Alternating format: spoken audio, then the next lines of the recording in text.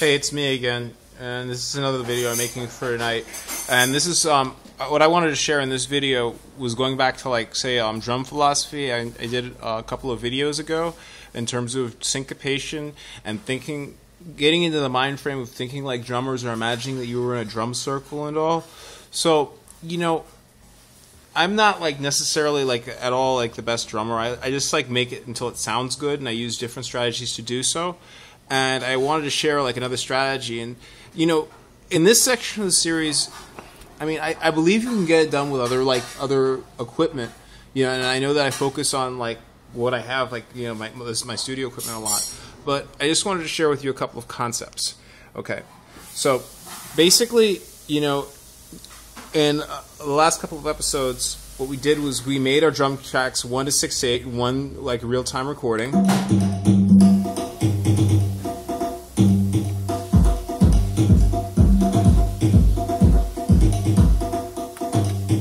And we found out like that feels really good.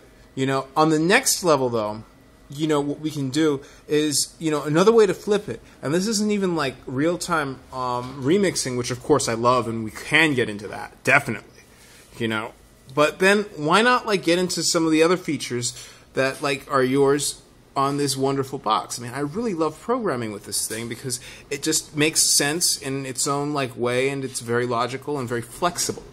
Okay, especially with percussion. Okay, and it's one of those things where, you know, you can't necessarily be going by like dropping notes on a grid all the time. You know, it's just it's not going to always. It's going to like result in a bit of stiffness. So let's get into like other ways in which, you know, we can take something that I think is already rich, which is, you know, there we have caller and responder. That's all working out. But then what happens if I was to take track 5 and copy it to track 7, and track 6 and copy it to track 8? What I'm going after here is I want to duplicate in a very subtle manner the drummers. So instead of having one conga player, I want two conga players that are closely associated and 2 djembe players that are closely associated. So first off, let's silence everything out except the congas. Okay? That's one. Okay? Now, the duplicate track is on. Okay? But what if it goes...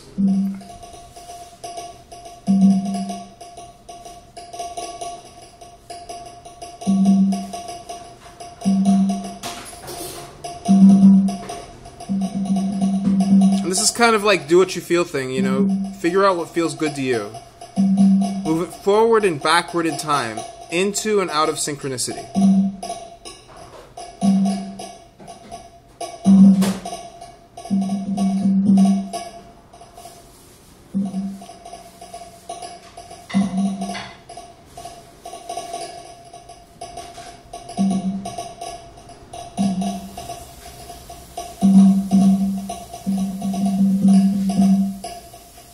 You see that? Shift it all the way over, and then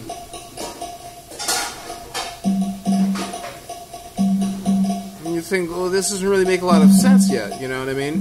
Well, the thing is that these drummers are going to be following each other. They're working together. But to add the humanization element, I adjust the swing and shuffle on each element. So let's try it now with 6 to see if it still is cohesive.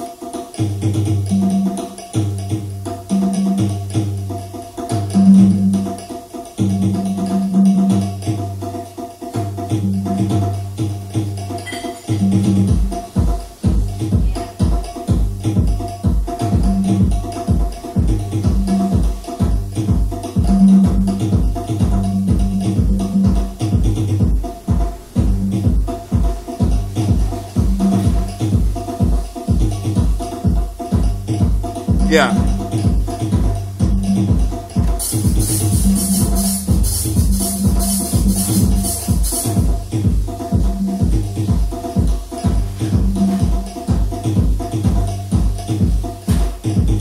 also, let's work with the gate time.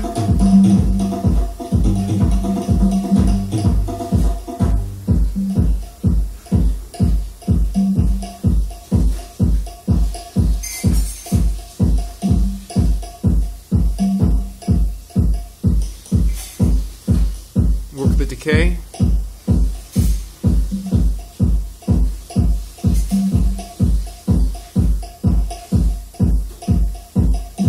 Give it its own little reverb feed. Go back.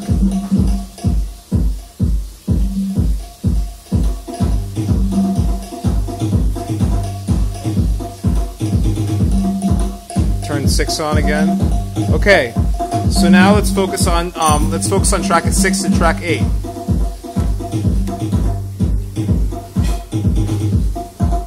It's nice deep low.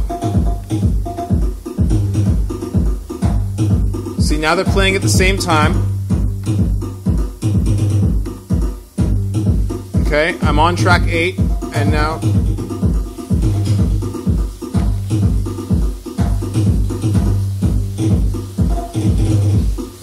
I'm working. You hear that clicking over?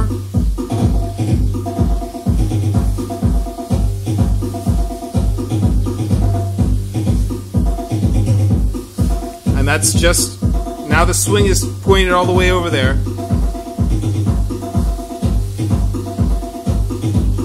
And now let's take off track 8.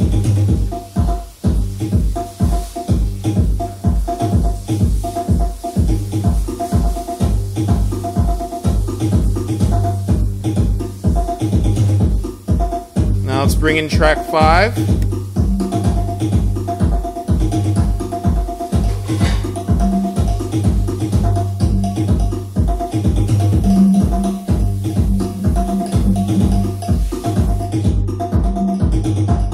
And I don't quite like track 7, so I'm going to switch the clock delay, the clock shift.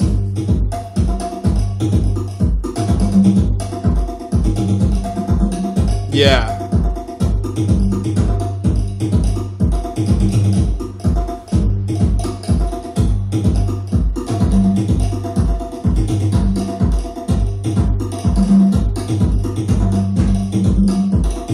There we go. Now let's bring in the other elements.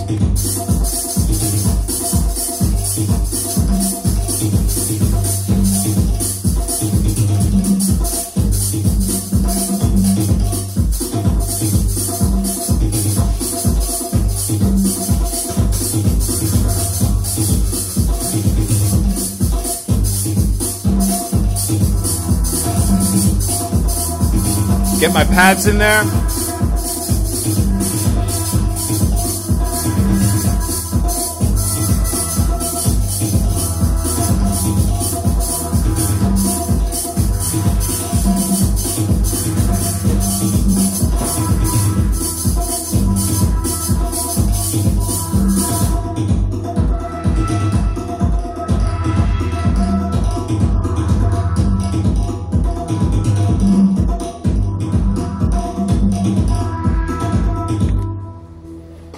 Great. So in that we've learned, like, I hope that, like, you know, you enjoyed that as much as I did, but, you know, it's just because you write one successful drum track doesn't mean that you can't duplicate it over, you know, and basically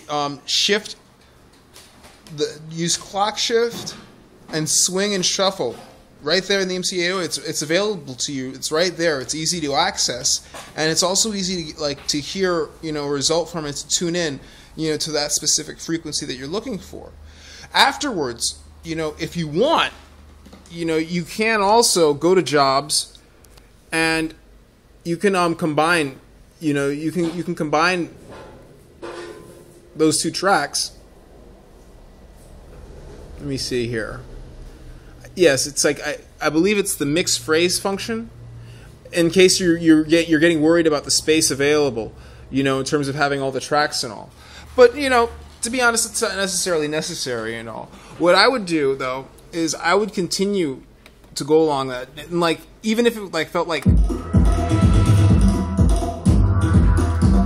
even if it was like 90% in pocket, I would still like, you know, go. It's just my nature. I would go and diddle a bit more with the real-time remix and tweak it out some more until I really had like that spanking, like, you know, like tribal, like, you know, dusky, you know, djembe drum circle type of groove that I'm looking for. And that can take a while. I mean, you know, and again, you know, if this doesn't quite float your boat, well, yeah, I'm sorry. It's like I've got to do a real-time demonstration of this, so I've got to provide that information like for people quick. And you know, I'm not making excuses, but you know, I'll get better with time.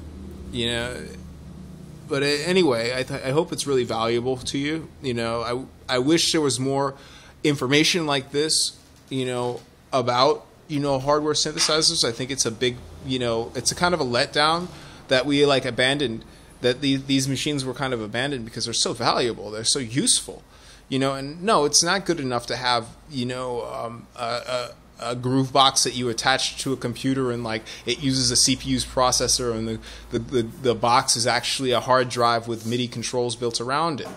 I think that like this is like way more valuable just for the functionality. So in further episodes, I plan to go over scenes and do some organizational workflow videos and all, and just keep tuned in, and you know, blessings to all of you. I'm going to be doing some live recording just of me jamming out, but I just wanted to give these videos as a contribution, sort of, and there's more to come. There's so much more to explore. And anyhow, well, that's me signing off for the night. Ta-ta!